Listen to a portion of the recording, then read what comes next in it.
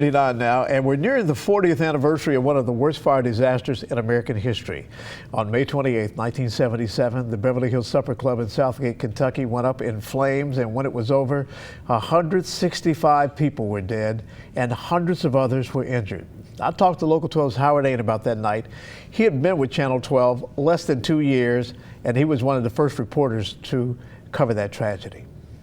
I was at a policeman's house. He was hearing things on his police radio about the fire, and I ran down to the TV station. A production assistant and I got in a news car, and we went over to Southgate, Kentucky, where the Beverly Hills Supper Club was located. And when we got there, we could see the whole place was in flames. We had a live truck that had just been put into use, and we were able to get either a good TV picture or a bad TV picture with sound. And I said, let's go for the good TV picture, forget about the sound.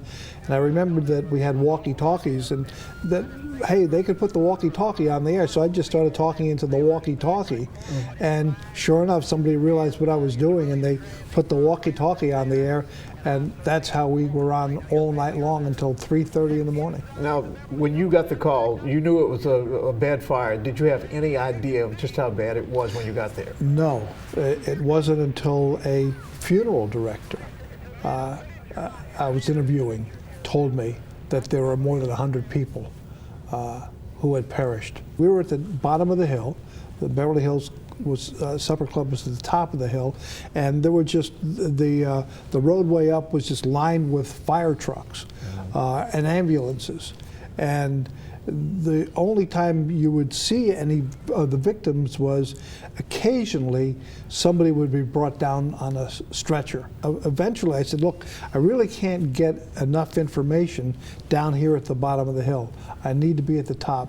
And I went up and said, I've got to find out what's going on. And I went up to the top, and that's where I saw all the bodies. Now, did you recognize that's what it was? Yes, I saw just a row of people laid out on the hillside, 99 I think I counted, and they in most cases just had like a napkin or something over their face. You could see they were in their suits, their fine dresses, and they just laid out like that. Just the enormity of the situation must have hit you while you were there. It did while I was on the air, and I forget his name, the fellow from WKRC radio, I gave him the microphone and said, you talk. Because you couldn't talk. Yeah. Do you think about that night often, or? Not anymore. There was, you know, and since then we've learned about PTSD, you know, post-traumatic stress syndrome, yes. And I'm sure I had it, as did.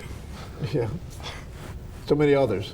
Now, that was not the, you know, as big a story as that was, it was a story that continued because there were ramifications that came out of the investigation as to why this fire. Right. And you were on that story for years, literally. Right. Until the